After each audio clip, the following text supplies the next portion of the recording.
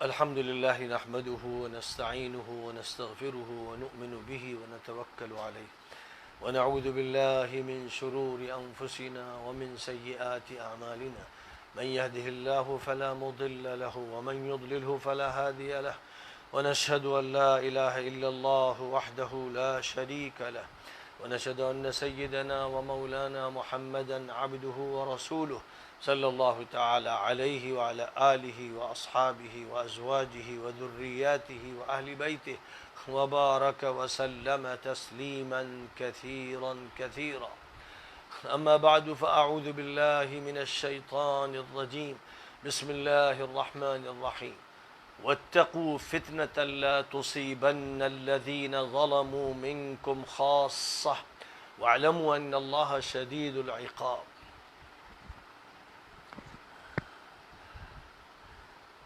حضرات سامعین اور حضرات مشاہدین، جو بھی اہل ایمان بھائی اور بہنیں اس وقت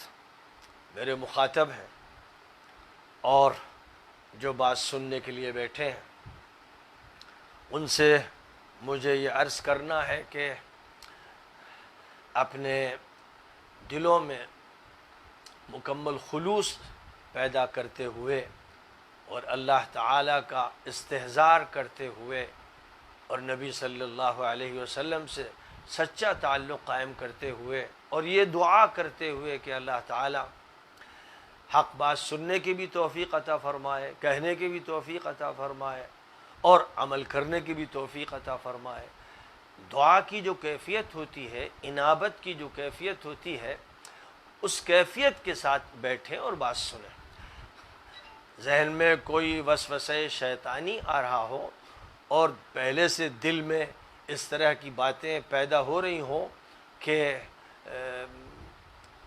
الگ اپنا موقف اختیار کرنا ہے اور بے جا تبصرے کرنے ہیں، تو اس سے توبہ کریں۔ اللہ کو یاد کرتے ہوئے، نبی صلی اللہ علیہ وسلم کی حیثیت کو مستحضر کرتے ہوئے اور اللہ کے ساتھ جو تعلق قلبی، روحانی اور ذہنی ہونا چاہیے، اس کے ساتھ بات سنیں۔ اور نبی صلی اللہ علیہ وسلم نے جو معیار متعین فرمائے ہیں، اپنی امت کو عطا فرمائے ہیں، قرآن پاک میں بھی ان کا بیان ہے اور نبی صلی اللہ علیہ وسلم کی زبان مبارک سے ارشاد فرمائے گئے ہیں۔ آپ نے آخری وصیتوں میں جو باتیں ارشاد فرمائی، ان میں یہ ارشاد فرمایا تھا کہ ترکت فیکم امرین لن تضلوا ما تمسکتم بہما کتاب اللہ و سنتی۔ دو چیزیں میں تمہارے درمیان چھوڑ رہا ہوں، اگر تم ان کو مضبوطی سے تھامے رہو گے تو ہرگز گمراہ نہیں ہوگے۔ ایک اللہ کی کتاب اور ایک میرا طریقہ۔ ظاہر ہے کہ اللہ کی کتاب نبی آخر الزماں پر اتری ہے، خطاب نبی سے بھی ہے، پوری انسانیت سے بھی ہے، نبی کی امت سے بھی ہے، اور قرآن پاک میں جا بجا یہ بات ارشاد فرمائی گئی ہے کہ ہم نے رسول کو بھیجا ہی اسی لیے ہے کہ ان کی بات مانی جائے۔ وما ارسلنا من رسول الا لیطاع باذن اللہ، اور فرمایا ہے کہ اطیعوا اللہ و اطیعوا الرسول، اللہ کی بات مانو، پیغمبر کی بات مانو۔ تو یہ قرآن پاک میں خود فرمایا گیا۔ اب نبی صلی اللہ علیہ وسلم نے جب یہ بات ارشاد فرمائی تو قرآن کی آیات کے مطابق ہے کہ ان دو چیزوں کو مضبوطی سے تھامو گے تو گمراہی سے بچو گے، اللہ کی کتاب اور میری سنت، میرا طریقہ کار، اور جو میری حدیثیں ثابت ہوں گی۔ تو اس ہدایت کو یاد رکھیے۔ پھر حضور اکرم صلی اللہ علیہ وسلم کی اس ہدایت کو یاد رکھیے، جو اس حدیث سے زیادہ طاقتور ہے سند کے اعتبار سے، روایت کے اعتبار سے، درایت کے اعتبار سے، اور 25 صحابہ سے اوپر جو روایت نقل کی گئی، یعنی 25 صحابہ سے زیادہ حضرات نے نقل کی ہے، اور جو حدیث حضور صلی اللہ علیہ وسلم نے اپنی وصیت کے طور پر غدیر خم کے مقام پر ارشاد فرمائی تھی جب آپ حج کر کے واپس آ رہے تھے، اور 18 ذی الحجہ کی تاریخ تھی اور ظہر کی نماز کا وقت تھا، اس میں جو آپ نے بات ارشاد فرمائی تھی اے لوگو میرے وصال کا وقت قریب ہے اور میں تمہارے درمیان دو بھاری ذمہ داریاں دے کر جا رہا ہوں، اگر تم نے ان کو مضبوطی سے تھامے رکھا تو تم ہرگز گمراہ نہیں ہوگے، ایک اللہ کی کتاب اور دوسرے میرے اہل بیت۔ اور پھر حضرت علی کا ہاتھ پکڑ کر انہیں سب کے سامنے کھڑا کر کے فرمایا، میں جس کا مولا ہوں علی اس کے مولا ہیں، علی تمام مؤمنوں کے ولی ہیں۔ اور یہ بھی فرمایا، اے اللہ جو علی کا ساتھ دے تو اس کا ساتھ دے، اور جو علی سے دشمنی کرے تو اس سے دشمنی کر۔ یہ وہ حدیث ہے جس کو امام ذہبی نے، حافظ ابن حجر نے، امام سیوطی نے، محدث عجلونی نے، شیخ البانی نے حدیث متواتر کہا ہے۔ اور یہ حدیث مسند عبد بن حمید میں ہے، مسند احمد میں ہے، صحیح مسلم میں ہے، سنن دارمی میں ہے، سنن ترمذی میں ہے، سنن نسائی میں ہے، مسند بزار میں ہے، صحیح ابن خزیمہ میں ہے، طبرانی نے اس کو معجم کبیر میں ذکر کیا، حاکم نے مستدرک میں ذکر کیا، شیخ البانی نے السلسلۃ الصحیحہ میں ذکر کیا۔ یعنی اس حدیث کے بارے میں شک شبہ کرنے والا وہی ہو سکتا ہے کہ جس کے دل میں کینہ ہو اور دل صاف نہ ہو، اور ظاہر ہے کہ وہ اللہ اور رسول کی بات نہ مانے۔ اب آئیے حضرت حذیفہ ابن الیمان رضی اللہ تعالی عنہ کی مشہور حدیث ہے، اور حضرت ابو سعید خدری رضی اللہ تعالی عنہ سے بھی منقول ہے۔ اخرج الامام البخاری فی صحیح حدیث رقم 20 و 3000 عن عمر رضی اللہ تعالی عنہ قال قام فينا النبي صلى الله عليه وسلم مقاما فأخبرنا عن بدء الخلق حتى دخل أهل الجنة منازلهم وأهل النار منازلهم حفظ ذلك من حفظه ونسيه من نسيه۔ اور امام مسلم رحمۃ اللہ علیہ یہ جو حدیث ہے امام بخاری نے ذکر فرمائی ہے، حضرت عمر رضی اللہ تعالیٰ عنہ سے منقول ہے کہ حضور صلی اللہ علیہ وسلم نے ایک موقع پر بیان فرمایا اور تخلیق کی ابتدا سے لے کر اس وقت تک کی باتوں کا تذکرہ کیا کہ جب جنت والے جنت میں داخل ہو جائیں گے اور دوزخ والے دوزخ میں داخل ہو جائیں گے۔ جس نے یاد کیا سو یاد کیا، اور جس نے بھلا دیا اس نے بھلا دیا۔ امام مسلم رحمۃ اللہ علیہ حضرت حذیفہ سے نقل کرتے ہیں، قام فینا رسول اللہ صلی اللہ علیہ وسلم مقاما ما ترك شيئا يكون في مقامه ذلك الى قيام الساعة الا حدث به حفظه من حفظه ونسيه من نسيه قد علمه اصحابي هؤلاء وانه لا يكون منه الشيء قد نسيته فاراه فاذكره كما يذكر الرجل وجه الرجل اذا غاب عنه ثم اذا رآه عرفه۔ حضرت حذیفہ کہتے ہیں کہ حضور اکرم صلی اللہ علیہ وسلم ایک موقع پر ہم لوگوں کے سامنے کھڑے ہوئے یا آپ نے بیان کرنا شروع کیا، اور اس وقت سے لے کر قیامت تک جو بھی واقعات پیش آنے والے تھے، فتنے پیش آنے والے تھے، ان کو بیان فرمایا۔ جس نے یاد کیا، جس نے بھلا دیا اس نے بھلا دیا۔ میرے یہ ساتھی جانتے ہیں بہت سی باتوں کو، کوئی بات ہوتی ہے جس کو میں بھول جاتا ہوں اور اس کے بعد پھر دیکھتا ہوں تو وہ بات یاد آ جاتی ہے، بالکل ایسے ہی جیسے کوئی شخص کسی کے پاس سے غائب ہو جائے، پھر جب وہ آتا ہے آمنا سامنا ہوتا ہے تو اس کو پہچان لیتا ہے۔ امام احمد بن حنبل مسند میں جلد نمبر 3 صفحہ 19 پر حضرت ابو سعید خدری رضی اللہ تعالی عنہ سے نقل کرتے ہیں، خطبنا رسول اللہ صلی اللہ علیہ وسلم خطبة بعد العصر الى مغیربان الشمس حفظها منا من حفظها ونسیها منا من نسی۔ ابو سعید خدری رضی اللہ تعالی عنہ بیان کرتے ہیں کہ ایک دن حضور صلی اللہ علیہ وسلم نے عصر کے بعد سے مغرب تک خطاب فرمایا، جس نے یاد رکھا، جس نے بھلا دیا اس نے بھلا دیا۔ لیکن ابو زید انصاری رضی اللہ تعالی عنہ کہتے ہیں، امام احمد مسند میں جلد نمبر 5 صفحہ 341 میں نقل کرتے ہیں، صلی بنا رسول اللہ صلی اللہ علیہ وسلم صلاة الصبح ثم صعد المنبر فخطبنا حتى حضرت الظهر ثم نزل فصلى الظهر ثم صعد المنبر فخطبنا حتى حضرت العصر ثم نزل فصلى العصر فصعد المنبر فخطبنا حتى غابت الشمس الشمس وحدثنا بما كان وما هو كائن فأعلمنا احفظنا. حضرت ابو زید انصاری بیان کرتے ہیں حضور صلی اللہ علیہ وسلم نے فجر کی نماز پڑھائی، پھر ممبر پر تشریف لے گئے اور خطاب شروع کر دیا، اور یہ خطاب ظہر کی نماز تک چلا.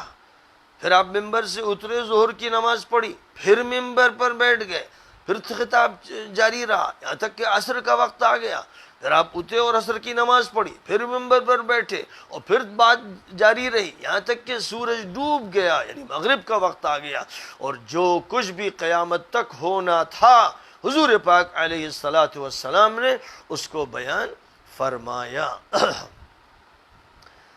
بہرحال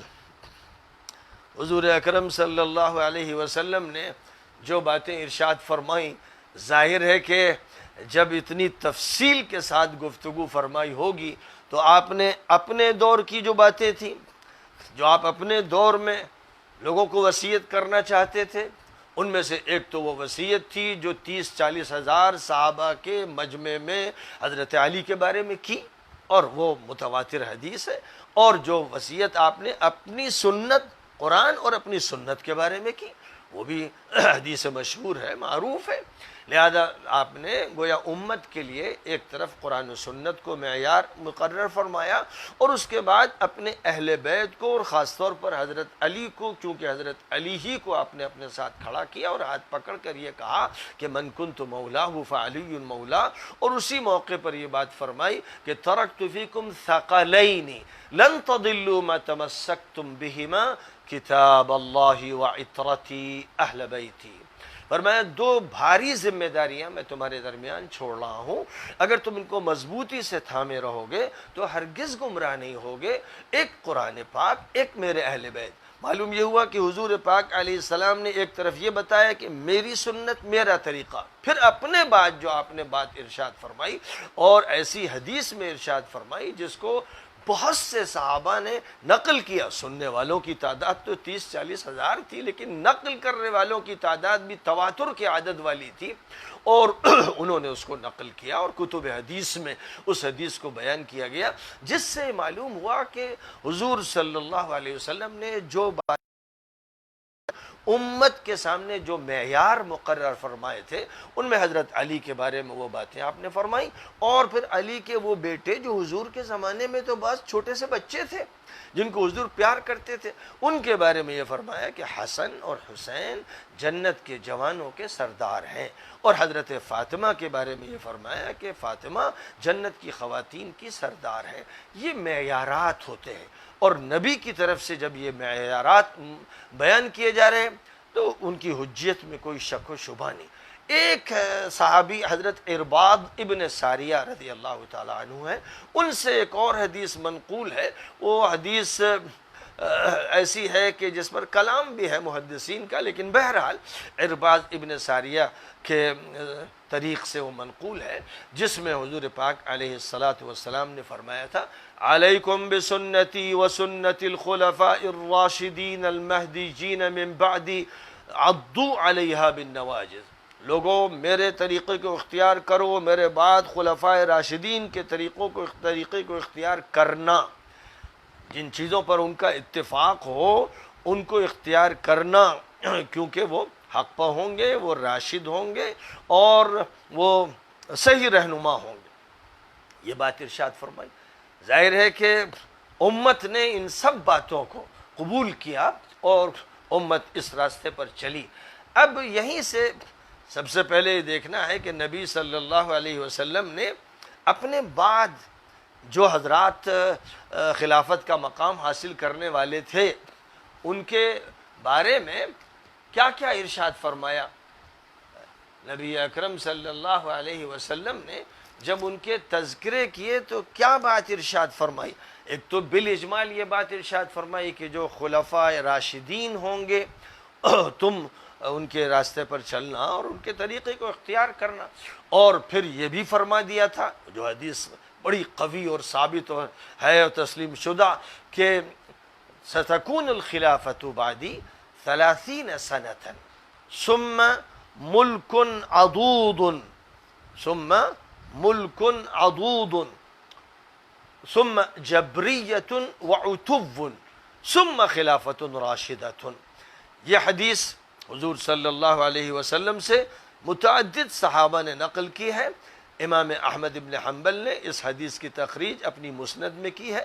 جلد نمبر 5 صفحہ 220. امام طیالسی نے حدیث بیان کی ہے، جلد نمبر 2 صفحہ 163. امام ابو داود نے بیان کی ہے، حدیث کا نمبر 4446. امام طحاوی نے مشکل الآثار میں بیان کی ہے، جلد نمبر 4 اور حدیث 300 صفحہ نمبر 313. امام طبرانی نے یہ حدیث بیان کی ہے، نمبر حدیث کا 13. ترمذی نے بیان کی ہے، نمبر 2226. ابن حبان نے بیان کی ہے، نمبر 1534 اور 1535. حاکم ابو عبداللہ نے بیان کی ہے، جلد 3 اور حدیث نمبر 71 اور حدیث نمبر 145، صفحہ نمبر 71 صفحہ نمبر 145. اور امام ذہبی نے حاکم کی روایت سے اتفاق کیا ہے. محدثین کے یہاں حاکم میں کچھ تساہل پایا جاتا ہے، اس لیے امام ذہبی اگر اپنے اتفاق ظاہر کر دیں، جنہوں نے پوری کتاب کا جائزہ لیا ہے، تو پھر وہ حدیث تسلیم شدہ مان لی جاتی ہے. اور یہ حدیث تو بہرحال متعدد صحابہ سے منقول ہے، اور ساتھ ہی ساتھ کبار محدثین نے اس کو نقل کیا ہے. یہاں سے یہ بات بھی واضح ہو گئی کہ نبی صلی اللہ علیہ وسلم آئندہ دور کے بارے میں یہ ارشاد فرما رہے ہیں. ایک طرف یہ کہ قرآن اور میری سنت، ایک طرف یہ کہ قرآن اور میرے اہل بیت، اور ایک طرف حسن حسین کا مقام، ایک طرف حضرت فاطمہ کا مقام. اور اس کے بعد پھر یہ ارشاد فرما رہے ہیں کہ خلفائے راشدین کا جو مقام ہے اس کو پہچاننا ہے، اور ان کے بعد کا جو دور ہوگا وہ ظالمانہ حکومت کا دور ہوگا، ملوکیت کا دور ہوگا، اور وہ دور ایسا ہوگا جو عدل و انصاف کے خلاف ہوگا. اس کے بعد جو دور ہوگا اس کے لیے حضور کے الفاظ ہے جبریت و عتو، یعنی یہ جبر اور قہر اور ظلم کا ایسا دور ہوگا جس میں سرکشی ہوگی، یعنی حکمرانی سرکشی اور طغیانی کے ساتھ ہوگی. اس کے بعد پھر خلافت راشدہ ہوگی. تو یہ بات نبی نے بیان فرمائی. یہ جو مجمل حدیث ہیں ان کا تعلق فتن سے، ان کا تعلق ملاحم سے، ان کا تعلق پیشین گوئیوں سے، ان کا تعلق اخبار بالغیب سے. نبی صلی اللہ علیہ وسلم کو اللہ تعالیٰ نے جو باتیں بتائی آپ نے اپنی امت کو بتائیں.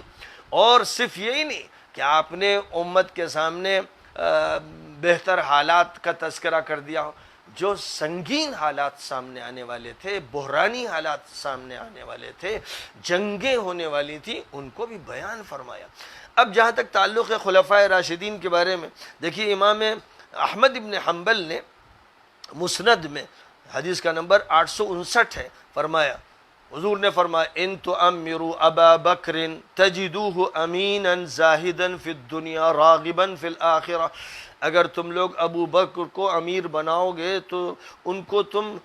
امین پاؤ گے، امانت دار پاؤ گے، دنیا میں زہد کرنے والا اور آخرت میں رغبت رکھنے والا پاؤ گے. وَإِن تُؤَمِّرُوا عُمَرَ تَجِدُوهُ قَوِيًّا أَمِينًا. اور اگر عمر کو امیر بناؤ گے تو ان کو طاقتور اور امانت دار پاؤ گے. لا يخاف فی اللہ لومۃ لائم. وہ اللہ کے بارے میں کسی ملامت کرنے والے کی ملامت کی پرواہ نہیں کریں گے. وَإِن تُؤَمِّرُوا عَلِيًّا وَلَا أَرَاكُمْ فَاعِلِينَ تجدوه ہادیا مہدیا یأخذ بکم الطریق المستقیم. اور اگر تم علی کو امیر بناؤ گے اور مجھے لگ نہیں رہا ہے کہ تم کرو گے،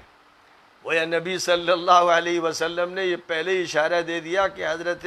عثمان کے بعد علی ہوں یا پہلے ہوں، اس کا تعین نہیں فرمایا. ان کے اوصاف بیان کیے جو خلفائے راشدین ہوں گے، اور اس سلسلے میں یہ فرمایا کہ اگر علی کو تم امیر بناؤ گے تو ان کو ہادی پاؤ گے، مہدی پاؤ گے، وہ صحیح راستے پر تم کو لے کے چلیں گے. یہی بات حضرت عمر رضی اللہ تعالی عنہ نے حضرت عبداللہ ابن عباس سے کہی تھی جب انہوں نے کہا تھا کہ علی ہی ہیں جو صحیح راستے پر لے چل سکتے ہیں. اور جب ابن عباس نے کہا کہ پھر آپ کیوں نہیں انہی کا نام طے کر دیتے، تو کہا کہ اب میں ذمہ داری اپنے سر نہیں لینا چاہتا، یعنی میں ایک کمیٹی بنا دوں گا، وہ کمیٹی اس بوجھ کو اٹھائے. یہ انہوں نے بات کہی. اور یہ ان کی بات حضرت ابو عمر ابن عبد البر محدث جلیل نے کتاب الاستیعاب میں نقل کی، اور تمام محدثین نے نقل کی. تو یہ حدیث بھی صحیح حدیث ہے، اور ہمارے حضرت شاہ ولی اللہ دہلوی رحمۃ اللہ علیہ نے شیعوں کی تردید میں جو کتاب ازالۃ الخفا عن خلافت الخلفاء لکھی، انہوں نے اس حدیث کو حجت مانتے ہوئے اپنی کتاب کی جلد نمبر 1 صفحہ 122 جو کتاب شائع ہوئی ہے کئی جلدوں میں، اس میں اس حدیث کا تذکرہ کیا ہے، جس کا مطلب یہ ہوا کہ حضور آئندہ دور کے بارے میں یہ فرما رہے ہیں کہ علی صحیح راستے پر لے چلیں گے، لیکن مجھے لگتا ہے کہ تم ان کو نہیں بناؤ گے، یعنی جھگڑے کرو گے، فتنے کرو گے، ان کے خلاف فضا بناؤ گے۔ یہ آپ نے اشارہ بہرحال دے دیا۔ اب سوال یہ پیدا ہوتا ہے، جب نبی نے اتنی تفصیل سے باتیں بیان فرمائی تو ابو بکر صدیق کے دور کے بارے میں کیا فرمایا؟ حضور اکرم صلی اللہ علیہ وسلم کی وفات کے بعد اسلام کے لیے سب سے زیادہ جو خطرناک دور آیا وہ ابو بکر صدیق میں آیا، ابو بکر صدیق کے دور میں آیا، یعنی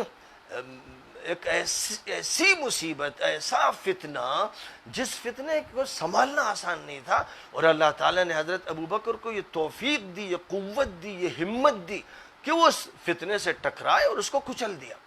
تو یہ جو فتنہ ہے اس کا تذکرہ کس حدیث میں؟ اتنی بڑی بات حضور فرما رہے ہیں تو یقیناً اس کے بارے میں بھی حضور نے فرمایا ہوگا۔ عام طور پر محدثین اس خطرناک بحران کے بارے میں کوئی حدیث پیش نہیں کرتے، یعنی حضور بیان کر رہے ہیں آگے کے واقعات کو، حضرت عمر کی شہادت کو بیان کر رہے ہیں، حضرت عثمان کی مصیبت کو، الا بلوا تصیبہ، یعنی ان کے لیے بڑی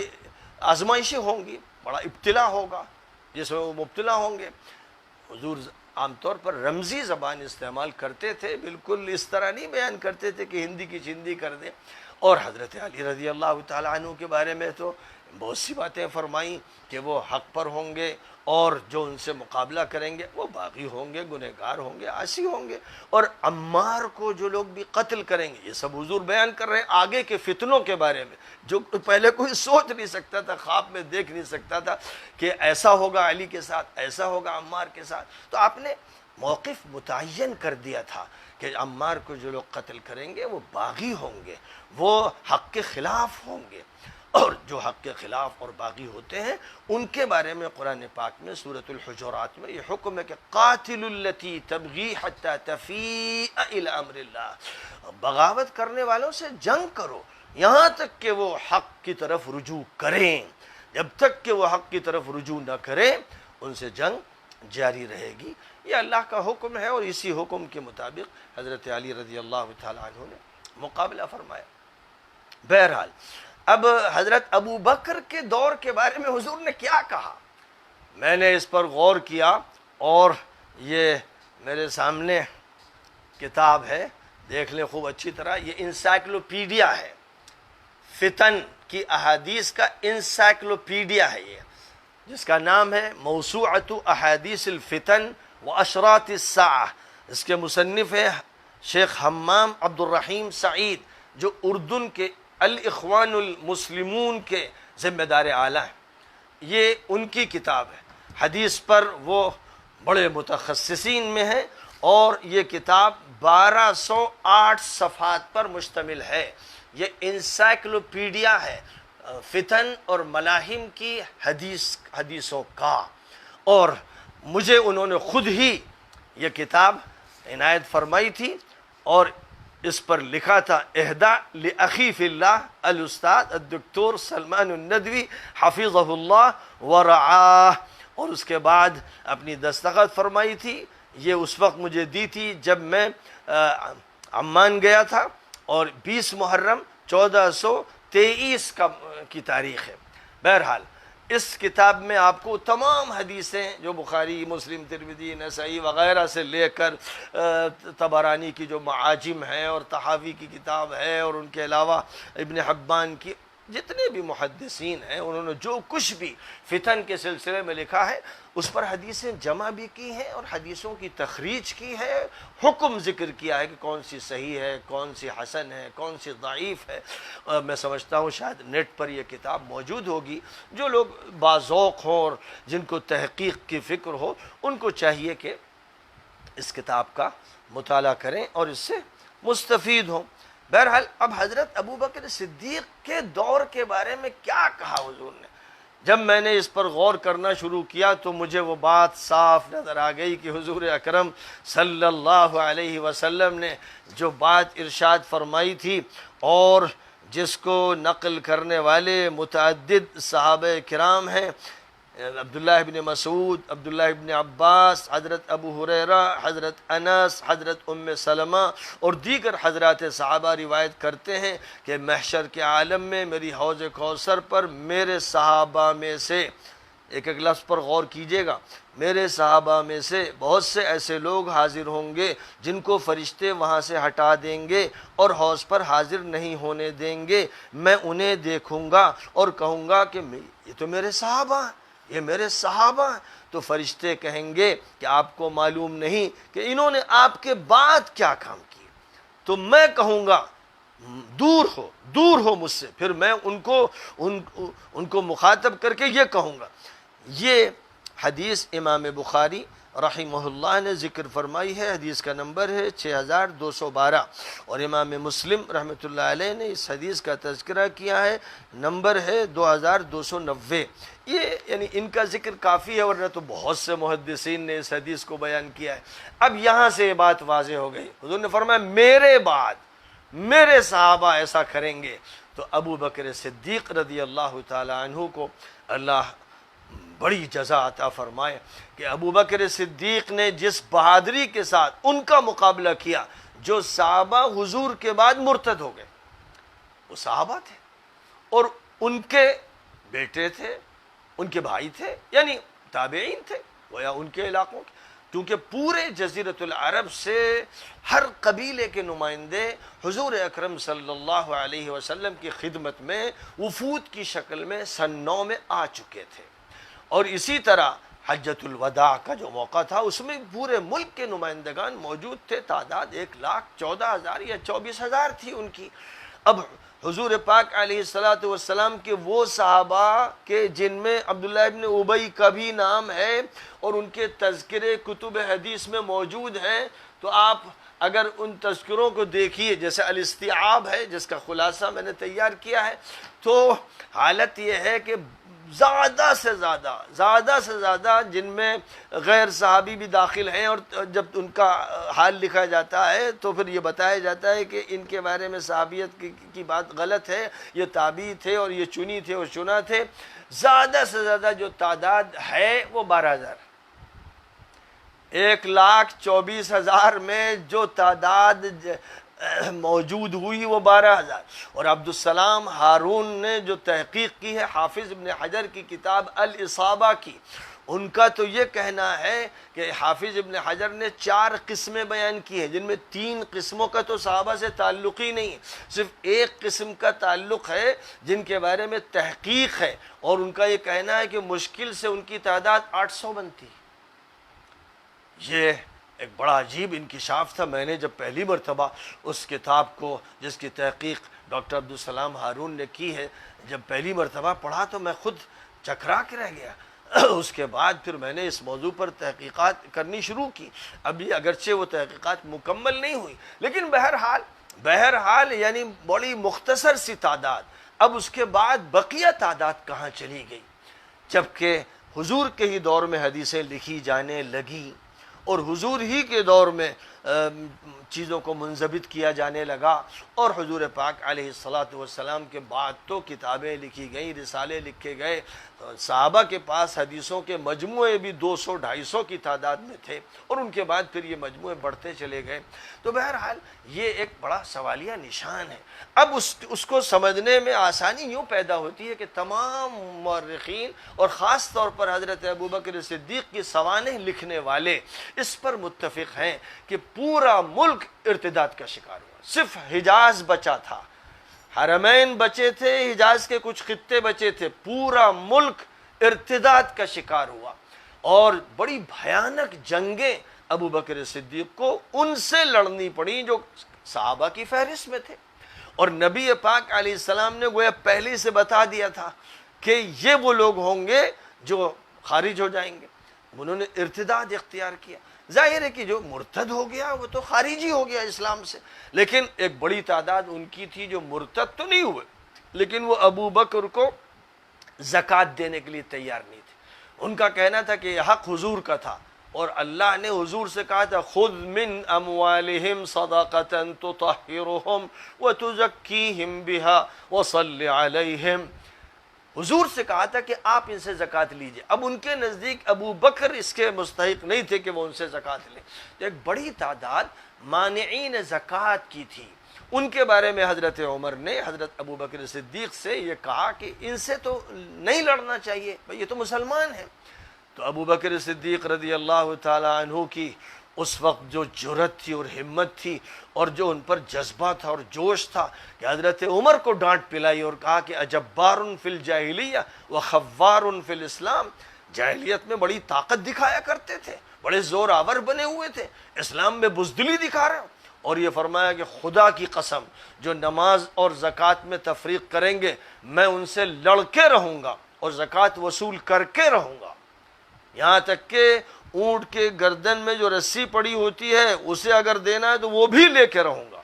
اور یہ بات جو انہوں نے فرمائی یہ ان کی فقاہت کی دلیل ہے، ان کی فراست کی دلیل ہے، ان کے صحیح فہم دین کی دلیل ہے۔ عمر کو خاموش ہونا پڑا، عمر نے اپنی رائے واپس لی، کیونکہ ابو بکر صدیق نہ اس وقت عمر کی رائے قبول کرنے کے لیے تیار تھے نہ کسی اور کی، اور انہوں نے پھر زبردست مجاہدین کو، کمانڈروں کو اور فوجوں کو روانہ کیا کہ چھٹی کا دودھ یاد دلا دو ان لوگوں کو جو کل تک صحابہ تھے اور حضور کی خدمت میں حاضر تھے، اور آج یہ ارتداد کا جھنڈا بلند کر رہے ہیں، اور آج یہ زکوٰۃ کہتے نہیں دیں گے۔ اور اللہ تعالیٰ کیا فرماتا ہے فَإِن تَابُوا وَأَقَامُوا الصَّلَاةَ وَآتَوُا الزَّكَاةَ فَخَلُّوا سَبِيلَهُمْ، اگر یہ شرک سے اور کفر سے توبہ کریں اور نماز پڑھیں اور زکوٰۃ دیں تب ان کا راستہ چھوڑو۔ دوسری آیت میں فرمایا فَإِن تَابُوا وَأَقَامُوا الصَّلَاةَ وَآتَوُا الزَّكَاةَ فَإِخْوَانُكُمْ فِي الدِّينِ، اگر یہ شرک و کفر سے توبہ کریں اور نماز قائم کریں اور زکوٰۃ دیں تب یہ تمہارے دینی بھائی ہیں۔ جس کا مطلب یہ ہوا کہ جو زکوٰۃ نہیں دیتے وہ ہمارے دینی بھائی نہیں ہیں، نماز جو نہیں پڑھتے وہ ہمارے دینی بھائی نہیں ہیں۔ یہ تھا موقف حضرت ابو بکر صدیق رضی اللہ تعالیٰ عنہ کا، اور اللہ تعالیٰ نے ان کی مدد فرمائی، ان کی تائید فرمائی۔ ابو بکر صدیق نے اسلام کو فتح سے ہمکنار کیا، اور ظاہر ہے کہ یہ اسی وقت ممکن ہوا جب کہ ابو بکر صدیق کے ساتھ تعاون کرنے والے وہ صحابہ تھے جو واقعی صحیح معنی میں مخلص تھے، مجاہد تھے، جنہوں نے جان کی بازیاں لگا دی، اور نتیجہ یہ ہوا کہ نجد کے جو لوگ تھے ان سے جو جنگ ہوئی ہے صحابہ کی، سب سے بھیانک جنگ ہوئی ہے، اور سب سے بڑی تعداد میں صحابہ وہیں شہید ہوئے ہیں۔ مسیلمہ الکذاب کے لشکر سے لڑائی میں جو شہادتیں صحابہ کی ہوئی ہیں وہ اور مقامات پر نہیں ہوئی، لیکن بہرحال نبی نے فرمایا تھا کہ یہ صحابہ ہوں گے اور حضور حوض کوثر پر انہیں آتے دیکھ کر کہیں گے ہاں یہ میرے صحابہ ہیں، لیکن فرشتے انہیں دھکے دے رہے ہوں گے، اور جب حضور کہیں گے کہ میرے صحابہ ہیں تو وہ کہیں گے ٹھیک ہے آپ کے صحابہ تھے لیکن انہوں نے آپ کے بعد رد و بدل کیا۔ یہاں سے ایک بات تو یہ واضح ہو گئی کہ صحابہ ہی میں وہ لوگ تھے جو مرتد ہوئے، صحابہ ہی میں وہ لوگ تھے جو منافق ہوئے۔ اب ان باتوں سے اگر کوئی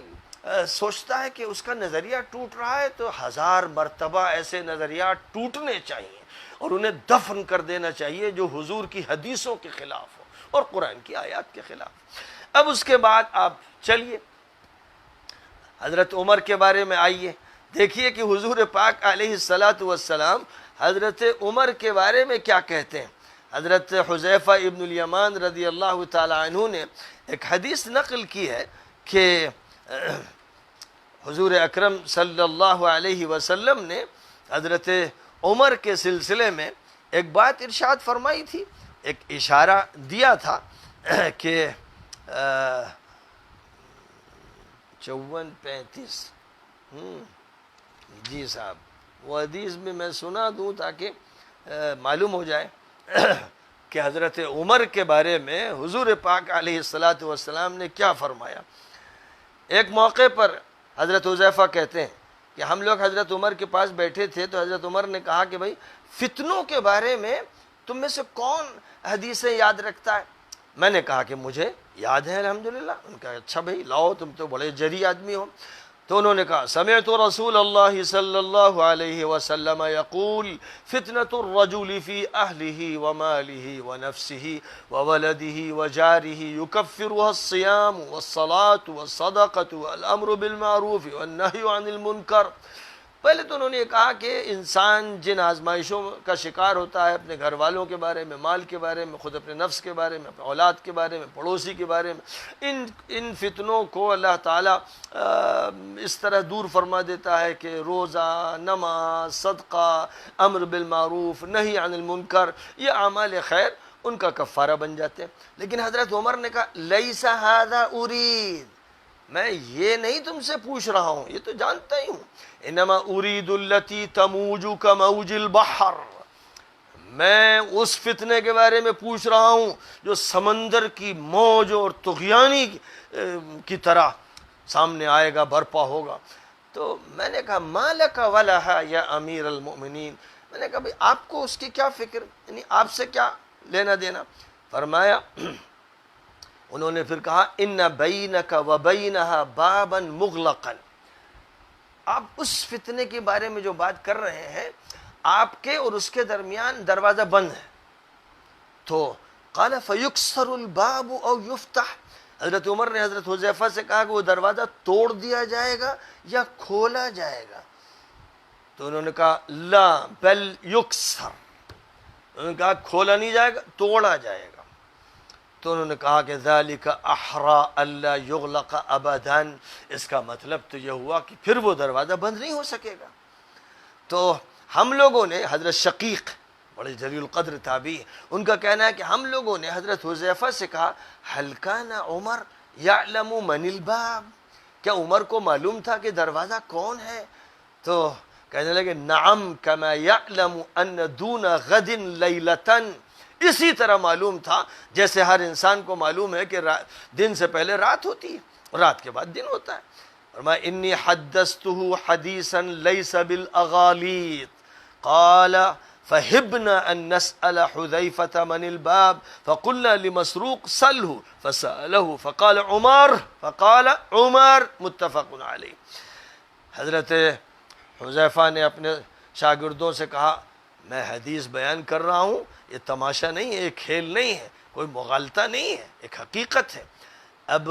شاگرد یہ کہتے ہیں کہ ہم لوگ یہ جرأت نہیں کر رہے تھے کہ ان سے پوچھیں دروازہ کون ہے، تو ہم لوگوں نے حضرت مسروق سے کہا کہ ذرا آپ پوچھیے۔ انہوں نے پوچھا کہ یہ جو دروازہ ہے یہ توڑ دیا جائے گا، مراد کون ہے؟ قال عمر، وہ دروازہ عمر ہے، یعنی عمر کا دروازہ توڑ دیا جائے گا، گویا شہید کر دیا جائے گا۔ اور اس کے بعد جو فتنے وجود میں آئیں گے وہ فتنے ہیں التی تموج کموج البحر، پھر وہ فتنے اٹھیں گے جن کی طغیانی سمندر کی طغیانی کی طرح ہوگی۔ یہی وہ فتنے تھے جو حضرت عثمان رضی اللہ تعالی عنہ کے دور میں ایسے اٹھے کہ مدینہ منورہ ان لوگوں کے ہاتھوں میں آ گیا جو فتنہ برپا کر رہے تھے اور حضرت عثمان کے خون کے پیاسے تھے۔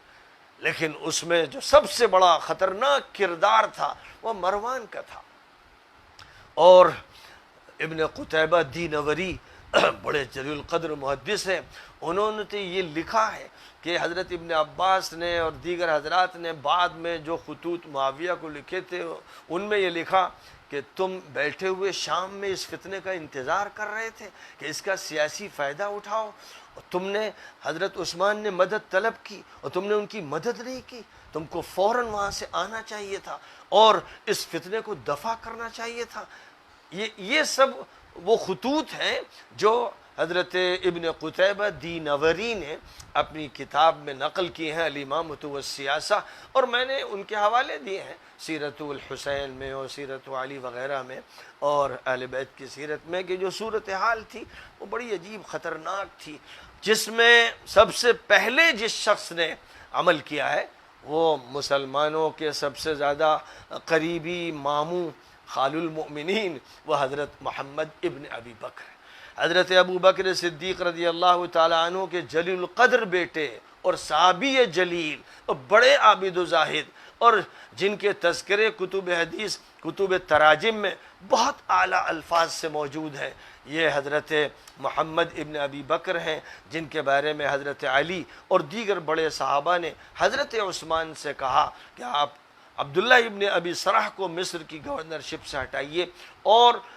محمد ابن ابی بکر کو یہ ذمہ داری دیجیے۔ اور جب ان کو خط دیا گیا اور وہ مصر روانہ ہوئے تو ایک دوسرا خط مروان نے جعلی خط حضرت عثمان کی مہر لگا کر جاری کیا، جو عبداللہ ابن ابی سرح سے یہ کہا گیا کہ جب محمد ابن ابی بکر یعنی ابو بکر کے بیٹے عائشہ صدیقہ کے بڑے ہی محبوب بھائی، تارے مسلمانوں کے ماموں، تو خال المومنین وہ نہیں یہ ہیں، اور یہ ان کو روانہ کیا گیا۔ اس کے بعد دیکھا کہ مروان نے ایک خط روانہ کیا عبداللہ ابن ابی سرح کو کہ محمد ابن ابی بکر ابو بکر کے بیٹے عائشہ صدیقہ کے بھائی جب مصر پہنچے تو ان کے قتل کر دینا۔ وہ خط پکڑ لیا گیا، جو غلام خط لے کے جا رہا تھا وہ شام میں تھا، ابھی مصر پہنچا نہیں تھا کہ وہ پکڑ لیا گیا، یعنی عبداللہ محمد ابن ابی بکر کے ساتھ جو لوگ تھے انہوں نے اس کو جاتے دیکھا تو اس کو پکڑا اور پھر اس کے بعد خط دریافت ہوا۔ اس خط میں جو بات تھی وہ اتنی خطرناک تھی کہ ظاہر ہے کہ ابو بکر صدیق کے بیٹے جن کو حضرت عثمان نے گورنر بنایا اور وہ اس بنیاد پر وہاں جا رہے تھے، اب ان کے بارے میں یہ لکھا جا رہا ہے اور مہر عثمان کی لگی ہوئی ہے کہ ان کو ذبح کر دینا، تو بالکل طبعی بات ہے، فطری بات ہے کہ اس پر تن بدن میں آگ لگ جائے گی۔ اس لیے وہی جو واپس ہوئے تو سب سے پہلی کارروائی حضرت عثمان کے خلاف حضرت ابو بکر صدیق کے بیٹے نے کی ہے۔ تمام مورخین اس پر متفق ہیں، اور غصے میں، اور یہ غصہ طبعی تھا، حضرت عثمان کی داڑھی پکڑ لی۔ ایک صحابی کے ساتھ یہ عمل کر رہا ہے، لیکن حضرت عثمان نے کہا کہ بیٹے اگر تمہارے باپ اس حالت کو دیکھتے تو وہ بہت ناراض ہوتے، پسند نہ کرتے، یعنی یاد دلایا کہ ابو بکر اور میرا جو رشتہ ہے اس میں تم میرے ساتھ یہ کر رہے، تو وہ ان کو شرم آئی اور بہرحال انہوں نے ان کی بزرگی کا اور بڑائی کا خیال کرتے ہوئے ہاتھ چھوڑ دیا اور وہ چلے گئے، گھر سے باہر چلے گئے۔ اس کے بعد پھر فتنہ چلتا رہا، بہت دن چلا، کئی مہینے مدینہ منورہ کا حصار رہا ہے۔ اس حصار کے دوران جو ذمہ داری بنتی تھی ان کی، جنہوں نے بعد میں تعلق دکھایا اور اس کے بعد سیاسی طور پر استعمال کیا، انہوں نے اپنی ذمہ داری پوری نہیں کی۔ ملت کے تمام ذمہ داروں کو یہ معلوم تھا۔ بہرحال حضرت عثمان کی شہادت ہوئی، بڑی مظلومانہ شہادت ہوئی، اور حضرت عثمان رضی اللہ تعالیٰ عنہ کا جہاں تک تعلق ہے، حضرت ابو بکر کا ایک اپنا بڑا مقام ہے، حضرت عمر کا ایک بڑا مقام ہے، وہ فاروق کہلاتے ہیں، لیکن حضرت عثمان کا جو مقام ہے وہ ان سب سے زیادہ عزیزانہ ہے، محبوبانہ ہے، محبانہ ہے۔ نبی پاک علیہ السلام نے اپنی 2 بیٹیوں کی ان سے شادی کی، وہ بڑے شرمیلے، بڑے نرم، بڑی اعلیٰ طبیعت کے انسان تھے، اور واقعہ یہ ہے کہ میرے دل میں تو حضرت عثمان کی ایسی محبت ہے کہ میں نے اپنے گھر کے پاس جو مدرسہ ہے، لڑکیوں کے لیے مدرسہ میں نے قائم کیا، تو میں نے اس کا نام رکھا مدرسۃ ذی النورین، یعنی حضرت عثمان جن کو ذو النورین کہا جاتا ہے، نبی کی 2 صاحبزادیوں کی بنیاد پر مجھے حضرت عثمان اتنے عزیز ہیں، نبی کی بیٹیاں ان کو دی گئیں، اور نبی نے یہ تک فرمایا جب حضرت ام کلثوم کا بھی انتقال ہو گیا، پہلے حضرت رقیہ کا ہوا پھر حضرت ام کلثوم کا ہوا، تو فرمایا کہ اگر اس کے بعد اور میری کوئی بیٹی ہوتی تو میں تمہارے نکاح میں دیتا۔ اس لیے حضرت عثمان رضی اللہ تعالیٰ عنہ اپنی ذات سے بے گناہ ہیں، اور ان کی نرمی کی وجہ سے مروان جیسے مجرم نے جو کچھ کام کیے ہیں وہ اس کا ذمہ دار ہے، اور اللہ اس سے نمٹے گا۔ اور اسی طرح وہ لوگ جنہوں نے ان کی نرمی کا فائدہ اٹھا کر اور رو گا کر ان سے حکومتیں لیں اور پھر مظالم کیے، تو وہ سب اس کے ذمہ دار ہوں گے۔ بہرحال حضرت عثمان رضی اللہ تعالیٰ عنہ کی شہادت ہوئی اپنے گھر میں، اور مدینہ منورہ میں جہاں مسجد نبوی ہے، جہاں حضور پاک علیہ السلام کا روضہ ہے، ابو بکر صدیق آرام فرما رہے ہیں، عمر فاروق آرام فرما رہے ہیں، قریب میں بقیع الغرقد ہے جہاں آل بیت بھی ہیں اور صحابہ بھی ہیں، وہاں یہ ظلم کیا گیا حضرت عثمان پر، گویا فتنہ کھلتا چلا گیا، پھیلتا چلا گیا، اور وہی تموج کموج البحر، اب تو وہ طغیانی تھی فتنوں کی، اور یہ طغیانی تھی جو سب سے زیادہ حضرت علی کے خلاف سامنے آئی۔ حضور پاک علیہ الصلاۃ والسلام نے حضرت علی کے بارے میں امت کو، جبکہ امت کے 40-50 ہزار حضور کے ساتھ حج سے واپس آئے تھے اور غدیر خم پر یہ کہہ دیا تھا کہ علی میرے ولی ہیں، اہل ایمان کے ولی ہیں، اور علی سے جو دشمنی کرے گا وہ مجھ سے کرے گا، علی کو جو تکلیف پہنچائے گا مجھے پہنچائے گا۔ علی حق کے ساتھ ہے، علی سید العرب ہے، سید فی الدنیا و سید فی الآخرہ ہیں۔ بڑے مقامات حضور اکرم صلی اللہ علیہ وسلم نے حضرت علی کے بیان کیے۔ تو اس طرح حضرت علی کی شخصیت کا جہاں تک تعلق ہے، اس کو مرجعیت حاصل ہے، اس کا مقام بہت بلند ہے۔ ان کے جو مخالفین رہے، یقیناً نبی کو وہ پسند کبھی نہیں آ سکتے، اور نبی کا دل ان سے کتنا دکھی ہے اس کو تو بس نبی جانتے ہیں، اللہ جانتا ہے، فرشتے جانتے ہیں۔ تو جو فتنے بیان کیے گئے تھے، حضرت عمار ابن یاسر جب مسجد نبوی بن رہی تھی مدینہ منورہ میں، تو دو بھاری اینٹیں اٹھا رہے تھے کہ ایک حضور کی طرف سے اٹھا رہا ہوں، ایک اپنی طرف سے، یعنی وہ چاہتے تھے کہ حضور پر بوجھ نہ ہو۔ تو نبی پاک علیہ الصلاۃ والسلام نے اس وقت فرمایا تھا کہ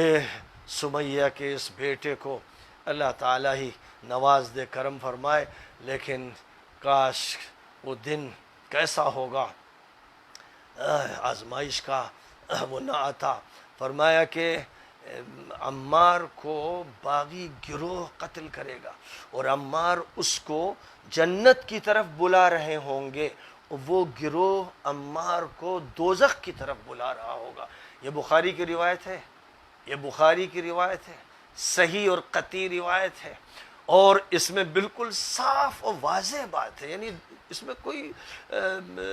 ایسی بات ہے ہی نہیں کہ اشکال ہو، بالکل واضح کہ عمار کو جو قتل کرے گا، یہ بھی فرمایا کہ وہ جہنم میں جائے گا، قاتلہ و صالبہ فی النار، جو قاتل ہوگا وہ جہنم میں جائے گا، اور باغی گروہ قتل کرے گا، اور باغی گروہ کو معلوم تھا کہ وہ باغی ہے اور اس نے قتل کیا ہے، اور یہ فرما دیا تھا یدعوہم الی الجنہ ویدعونہ الی النار۔ روایت میں کوئی کلام آج تک کوئی کر نہیں سکا ہے، اتنی صحیح اور پکی روایت کہ عمار اس گروہ کو جو باغی ہوگا جنت کی طرف بلا رہے ہوں گے، اور وہ گروہ عمار کو دوزخ کی طرف بلا رہا ہوگا۔ یہ مستقبل کی باتیں ہیں، یہ فتن و ملاحم کے تذکرے ہو رہے ہیں، اور ان گروہ سے یہ بات سمجھنا کہ نبی صلی اللہ علیہ وسلم کیا حقائق بیان فرمانا چاہتے ہیں۔ اب آپ دیکھیے کہ یہ مشکات ہے، اس مشکات میں کتاب الرقاق کے باب تغیر الناس سے باتیں شروع ہو جاتی ہیں، ورنہ تو بہت سی حدیثیں اگر تتبع کیا جائے تو بڑا ذخیرہ حدیثوں کا ہے جو بیان کر کر کے اور بعض کا نام لے لے کر حقائق ارشاد فرمائے ہیں۔ کبھی موقع ہوگا تو وہ چیزیں بھی میں جمع کروں گا، لیکن یہاں سنیے۔ عن ابی سعید رضی اللہ تعالی عنہ قال قال رسول اللہ صلی اللہ علیہ وسلم لتتبعن سنن من قبلكم شبرا بشبر وذراعا بذراع حتى لو دخلوا جحر ضب تبعتموهم قیل یا رسول اللہ الیہود والنصارى قال فمن۔ ابو سعید خدری رضی اللہ تعالیٰ عنہ کہتے ہیں کہ حضور صلی اللہ علیہ وسلم نے فرمایا، اپنے سے پہلے لوگوں کے طریقوں پر تم لوگ چلو گے، اس طرح کے بالش برابر اور ہاتھ برابر، یہاں تک کہ وہ گو کے بل میں داخل ہوں گے تو تم بھی داخل ہو جاؤ گے۔ حضور سے یہ عرض کیا گیا، کیا آپ یہودی اور عیسائیوں سے مراد لے رہے ہیں؟ فرمایا فمن، اور کون، یعنی تم یہودیوں کے راستے کو اختیار کرو گے، تم عیسائیوں کے راستے کو اختیار کرو گے، تمہارے اندر اتنی زبردست تبدیلی آ جائے گی کہ پھر اعتبار باقی نہیں رہ جائے گا۔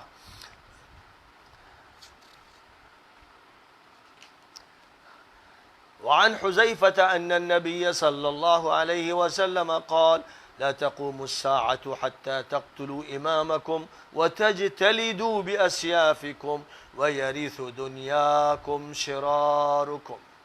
حضرت حذیفہ کہتے ہیں کہ نبی صلی اللہ علیہ وسلم نے فرمایا کہ اس وقت تک قیامت نہیں آئے گی یہاں تک کہ تم اپنے امام کو قتل کرو گے، اپنے قائد کو قتل کرو گے اور اپنی تلواروں سے لڑو گے، اور دنیا کے وارث وہ ہوں گے جو تمہارے بدترین لوگ ہوں گے۔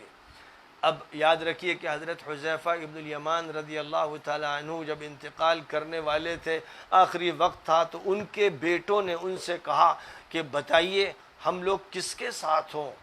علی کے ساتھ ہوں یا ان کے خلاف لوگوں کے ساتھ ہوں؟ فرمایا کہ علی کے ساتھ ہونا، اور یہ خاص طور پر کہا جہاں بھی عمار ہوں ان کے ساتھ رہنا، وہ حق کے ساتھ ہیں اور حق ان کے ساتھ۔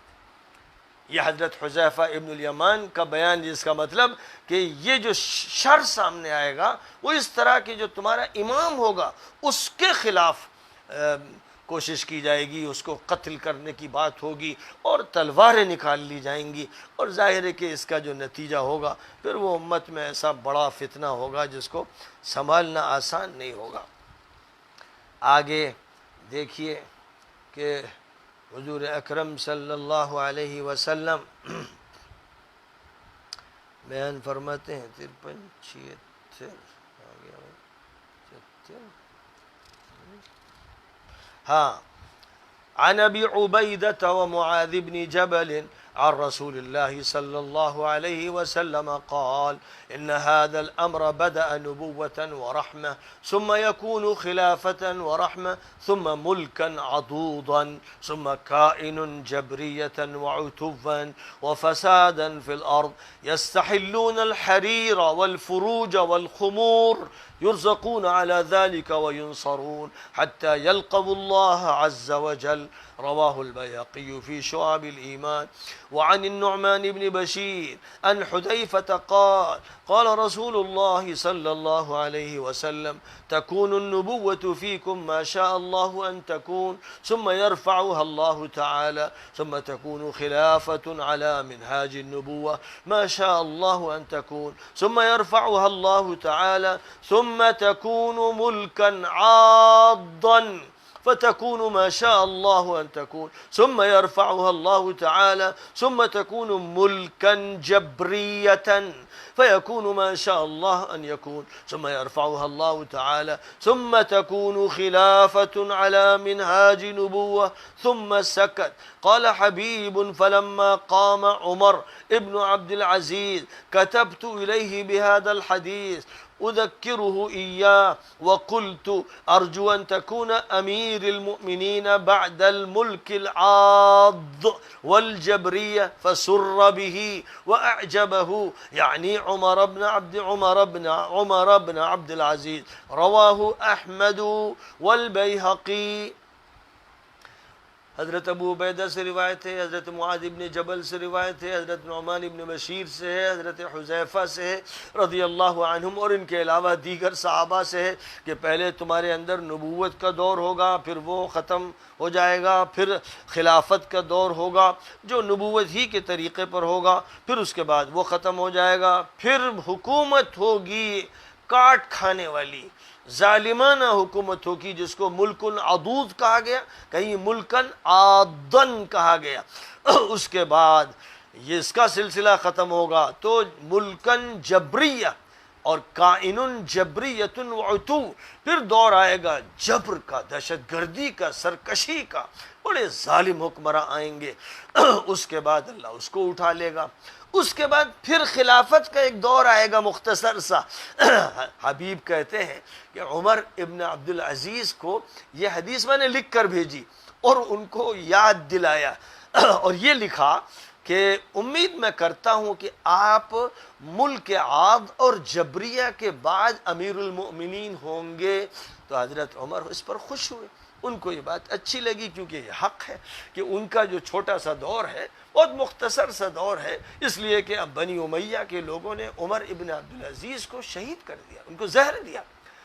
وہ زہر کی وجہ سے شہید ہوئے ہیں۔ تو ایک چھوٹا سا عرصہ جو امت کو خلافت کا ملا اسے پھر ختم کر دیا، اور حضرت عمر ابن عبدالعزیز کے بعد بنی امیہ کے جو حکمراں آئے وہ تو اتنے ذلیل، حقیر و بدمعاش و مجرم تھے، جن کی خونی اور گندی اور ناپاک تاریخ سے کتابیں گندی ہو گئی ہیں۔ ان کا جو دور رہا ہے وہ اتنا خطرناک دور رہا ہے کہ لگتا ہی نہیں تھا کہ اب اسلام باقی رہ گیا ہے۔ مولانا علی میاں صاحب رحمۃ اللہ علیہ نے جب اپنی کتاب ماذا خسر العالم بانحطاط المسلمین لکھی تو بڑی صراحت اور قوت کے ساتھ لکھا کہ خلافت راشدہ کے بعد کا جو دور ہے یہ جاہلیت کا دور ہے، اس میں پھر دوبارہ جاہلیت واپس آ گئی، سیاست میں، حکومت میں، اخلاقیات میں، معاشیات میں، مال کو ہڑپ کرنے میں، ہر چیز میں دور جاہلیت واپس آ گیا۔ یہی بات پھر مولانا نے اس وقت لکھی جب انہوں نے تاریخ دعوت و عزیمت کی پہلی جلد لکھی اور حضرت عمر ابن عبدالعزیز کے تجدیدی کارنامے کا تذکرہ کرنا چاہا تو انہوں نے اس بات کا پھر ذکر کیا کہ خلافت راشدہ کے بعد، یعنی حضرت حسن کی خلافت کے بعد جو دور آیا وہ جاہلیت کا دور تھا۔ یہ بات مولانا علی میاں صاحب نے بڑی قوت سے لکھی، اور یہ بات ایسی ہے کہ عالم عربی میں تو سب اس کو جانتے ہیں اور اس پر گفتگو کرتے ہیں، اور بڑی کتابیں اس پر آ چکی ہیں، اور جہاں تک حضرت مولانا علی میاں صاحب کا تعلق ہے وہ سب سے زیادہ جو متاثر ہوئے فکری اعتبار سے عباس محمود العقاد سے ہوئے، لہذا مولانا نے جب المرتضیٰ کتاب لکھی تو کثرت سے اقتباسات اس میں عباس محمود العقاد کے ہیں، اور عباس محمود العقاد نے حضرت حسین پر جو کتاب لکھی ہے اس میں بھی انہوں نے بھی یہی دکھایا کہ وہ جو جاہلی قبائلیت تھی وہ واپس آ گئی، اور یہ واپس آئی خلافت راشدہ کے بعد سے۔ اس کے بعد پھر تو ظلم کا دروازہ کھل گیا۔ حضرت عمر نے جس دور کے بارے میں فرمایا تھا کہ تموج کموج البحر، ایسے فتنے، ایسی طغیانی جیسے سمندر میں ہوتی ہے وہ پیدا ہو جائے گی۔ حضرت حذیفہ بھی اس کو کہہ رہے ہیں، اور حضرت حذیفہ انتقال سے پہلے بیٹوں سے کہہ رہے ہیں کہ علی کے ساتھ رہنا، عمار کے ساتھ رہنا۔ یہی وصیت تمام خیار صحابہ اپنے لوگوں سے کرتے رہے، اور وہ پوری قوت کے ساتھ اس حلقے میں شامل رہے اور اس کا اعلان کرتے رہے۔ بہرحال یہ حدیثیں آپ کے سامنے پیش کی گئی جن کا نمبر 5375، 5376، 5378 تھا، جن کا تعلق اس سے ہے۔ اور اس کے بعد ایک حدیث ہے جو 5376 اور 77، ہاں یہ بھی ہو گیا، ٹھیک ہے۔ اور اس کے بعد 5078 کیا ہو گیا۔ اب آئیے کتاب الفتن میں جو حدیث حضرت حذیفہ رضی اللہ تعالی عنہ سے منقول ہے وہ میں نے آپ کو اس کتاب کے حوالے سے، یعنی موسوعۃ احادیث الفتن کے حوالے سے سنا دی، اور وہ بخاری اور مسلم دونوں میں ذکر کی گئی ہے۔ وہی حدیث کے حضور نے ایک لمبی تقریر کی اور اس میں حالات بیان فرمایا کہ آگے چل کر کیا کیا ہوگا، اس کا تذکرہ انہوں نے فرمایا۔ اچھا صاحب، لا الہ الا اللہ، صوبان 94، دیکھیے حضرت صوبان رضی اللہ تعالی عنہ سے روایت ہے، قال رسول اللہ صلی اللہ علیہ وسلم انما اخاف على امتی الائمة المضلین وَإِذَا وُضِعَ السَّيْفُ فِي أُمَّتِي لَمْ يُرْفَعْ عَنْهُمْ إِلَى يَوْمِ الْقِيَامَةِ۔ حضرت صوبان کہتے ہیں کہ حضور اکرم صلی اللہ علیہ وسلم نے فرمایا مجھے اپنی امت پر ڈر ہے ایسے قائدین کا جو گمراہ کن ہوں گے، اور جب میری امت میں تلوار کا سلسلہ شروع ہو جائے گا تو پھر قیامت تک پھر یہ خانہ جنگیاں بند نہیں ہوں گی، اور یہ سلسلہ ظلم و جور کا جاری و ساری رہے گا۔ آگے چل کر ایک حدیث ہے حضرت سفینہ رضی اللہ تعالی عنہ سے، حضرت سفینہ کہتے ہیں سمعت النبی صلی اللہ علیہ وسلم یقول الخلافۃ 30 سنة ثم تكون ملک ثم يقول سفینہ امسک خلافت ابی بکر 2 وخلافت عمر 10 وعثمان 12 وعلی 6. یعنی انہوں نے یہی حدیث جب سنائی تھی خلافت میرے بعد 30 سال رہے گی تو گن کر بتایا، دیکھ لو ابو بکر کے 2 سال، عمر کے بعد 10 سال، عثمان کے 12 سال، علی کے 6 سال. اس طرح انہوں نے یہ حدیث بیان کی اور پوری گنتی کر کے حقیقت کو واضح فرما دیا کہ کوئی بات بھی جو ہے وہ ایسی نہ رہنے پائے کہ جس کا سمجھنا مشکل ہو، بات بالکل واضح ہو جائے. 54-27 اچھا صاحب.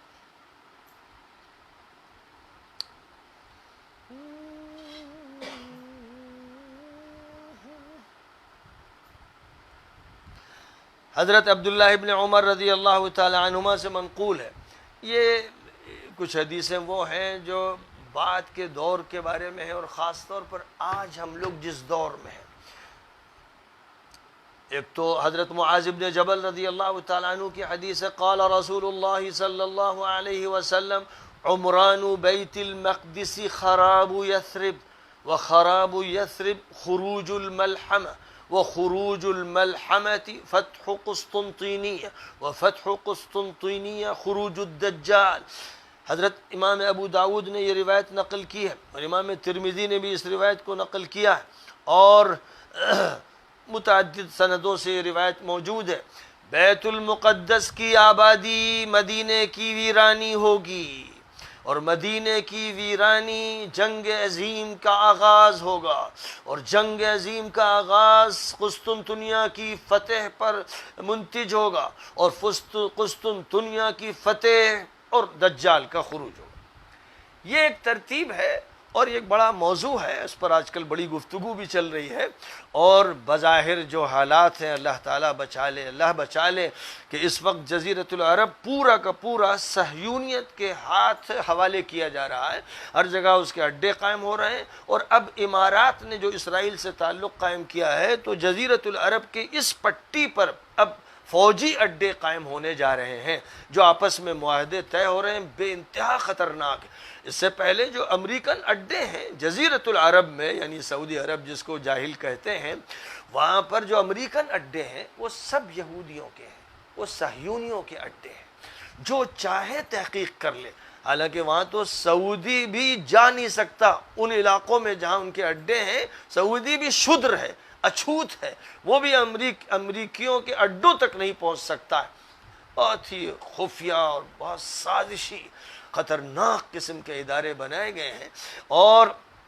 بات اب دھیرے دھیرے خیبر تک پہنچنے جا رہی ہے. اللہ محفوظ رکھے ان دنوں سے. یہاں تو حضور پاک یہ فرما رہے ہیں کہ مدینہ ویران کر دیں گے یہ. اور جب مدینہ منورہ اور مکہ مکرمہ میں حج کے ایام میں سیکورٹی اسرائیلی کمپنی کو سونپی گئی، میں نے کئی مرتبہ یہ بات کہی کہ بھئی میں کہتا ہوں تو بہت سے چڑھتے ہیں. مولانا ولی رحمانی صاحب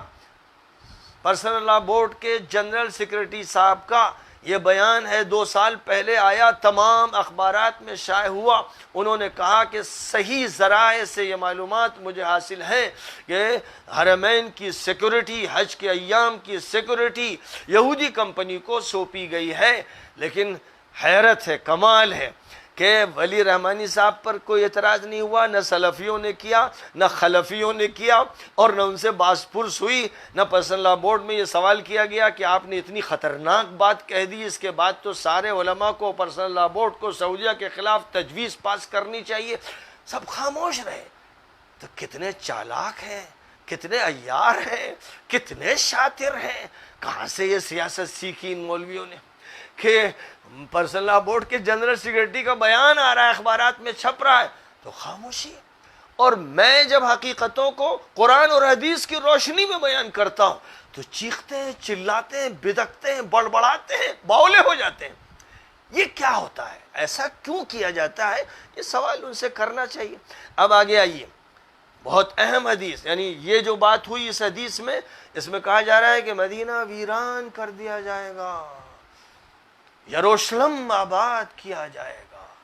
اس وقت یروشلم کی آبادی کا سودا سینچری ڈیل کی شکل میں سعودی حکومت، امارات کی حکومت اور اسرائیل کی حکومت میں ہو چکا ہے، جس کا مطلب یہ ہے کہ پورے فلسطین سے فلسطینیوں کو نکال دیا جائے گا،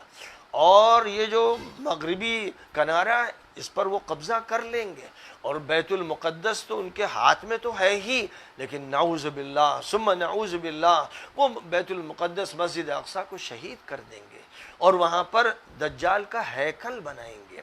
اور ان سب امور پر آل سعود، آل نہیان، نتنیاہو، کشنر، ٹرمپ کا اتفاق ہو چکا ہے، اور اس میں سیسی جیسا ذلیل غلام بھی شامل ہے، وہ تو غیر غلام ہے، ذلیل خریدا ہوا، وہ بھی شامل ہے۔ تو یہ معاملہ طے پایا ہے۔ اب آگے دیکھیے عبداللہ ابن عمر کیا بیان کرتے ہیں۔ عن ابن عمر رضی اللہ تعالی عنہما قال یوشک المسلمون ان یحاصروا الى المدینہ حتى يكون ابعد مصالحهم صلاح وصلاح قریب من خیبر۔ یہ حضرت امام ابو داود رحمۃ اللہ علیہ نے روایت نقل کی ہے، اور میں ابھی اس کی وضاحت میں ایک بات خاص بتاؤں گا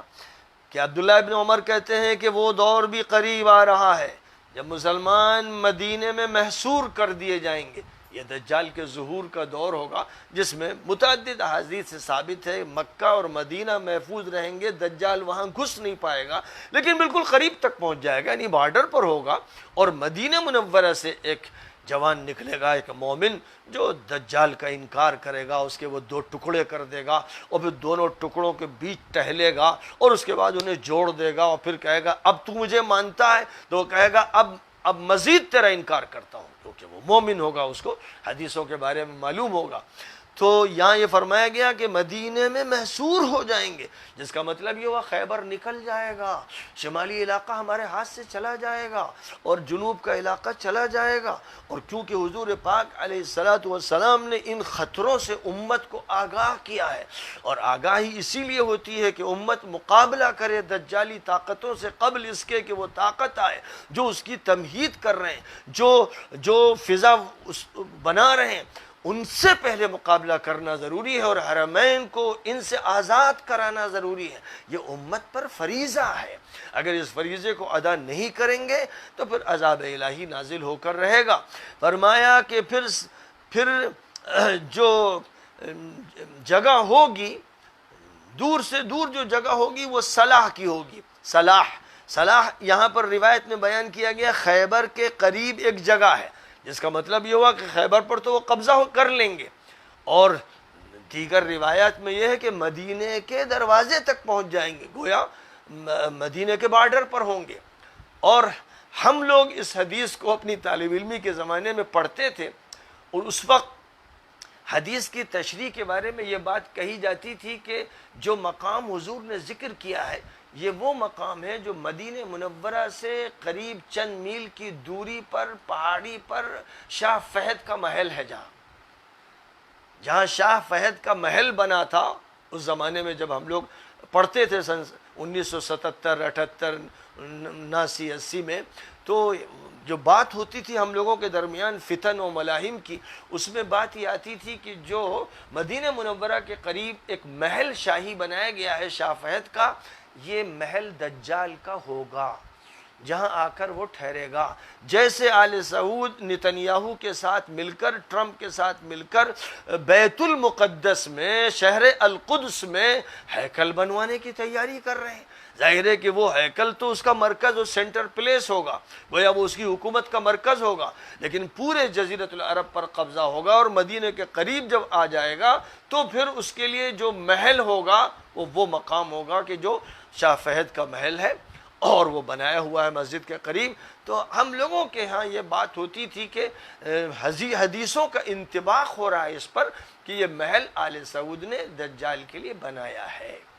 اور وہ یہاں شاہانہ ٹھاٹ کے ساتھ رہے گا، کیونکہ اس کے لیے تو شاہانہ انتظام ہو رہے ہیں۔ ابھی صورتحال یہ ہے کہ جب سے امارات کی حکومت قائم ہے، وہ قائم ہی ہوئی یہودیوں، صہیونیوں، صلیبیوں کے سہارے، اور اب وہ بات کھل گئی، بھانڈا پھوٹ گیا، کپڑے اتر گئے، ننگے ہو گئے۔ تو اب جتنی بڑی بڑی بلڈنگیں ہیں ابو ظبی وغیرہ میں، یہ نسبت تو رکھتی ہیں وہاں کے امیروں کی طرف، لیکن در حقیقت اسرائیلی کمپنیوں سے ان کا تعلق ہے۔ اور میں چیلنج کرتا ہوں کہ آپ تحقیق کر لیجئے، اور جن کو تحقیق ہو ان کی باتیں سن لیجئے، وہ آپ کو یہی بتائیں گے کہ جتنی بڑی بڑی کمپنیاں ہیں، بڑی بڑی بلڈنگیں ہیں، جن کو دیکھ کر لوگ مرعوب ہوتے ہیں، اور ابھی جو ایک راکٹ بھیجا گیا ہے مریخ کی طرف، یہ جو بدماش ہوتے ہیں، لٹیرے ہوتے ہیں، ڈکیت ہوتے ہیں، وہی حرکتیں کرتے ہیں۔ امریکہ اور روس نے تو ڈکیتی ماری، پوری قوم کا، انسانیت کا پیسہ کھا کر چاند پر گاڑیاں بھیجی اور بڑے دعوے کیے، اور وہاں سے چند کنکریاں لے کر آئے۔ ظاہر ہے کہ یہ جو جہاز ابھی ان کا گیا ہے، یہ تو کنکریاں بھی نہیں لا پائے گا، اوپر ہی جھلس جائے گا، ختم ہو جائے گا۔ اب یہ لاکھوں کروڑوں اربوں خربوں کی دولت جو یمن کے غریبوں کو دی جاتی ہے، افریقہ کے غریبوں کو دی جاتی ہے، اسلام کا یہ حکم ہے، نبی کا یہ حکم ہے، قرآن کا یہ حکم ہے، لیکن یہ ڈکیت، بے غیرت و بے شرم و بے حیا اس دولت کو خرچ کر رہے ہیں کہ فضا میں تفریح کی جائے، بدماشیاں کی جائیں، شرابیں پی جائیں، زناکاری کی جائے، اور اس کے بعد دعویٰ کریں کہ مریخ سے چند کنکریاں لے آئے۔ یہ ظاہر ہے کہ مجنون، پاگل اور بے حیا لوگ کر سکتے ہیں۔ اس کی تعریف کر دیتے ہیں لوگ، کچھ ہمارے چغد و گدھے ایسے ہیں جو کہتے ہیں صاحب بڑی ترقی کی ہے امارات نے۔ اس کو اگر ترقی شمار کیا جائے تو تنزل کس کو شمار کیا جائے؟ تو بہرحال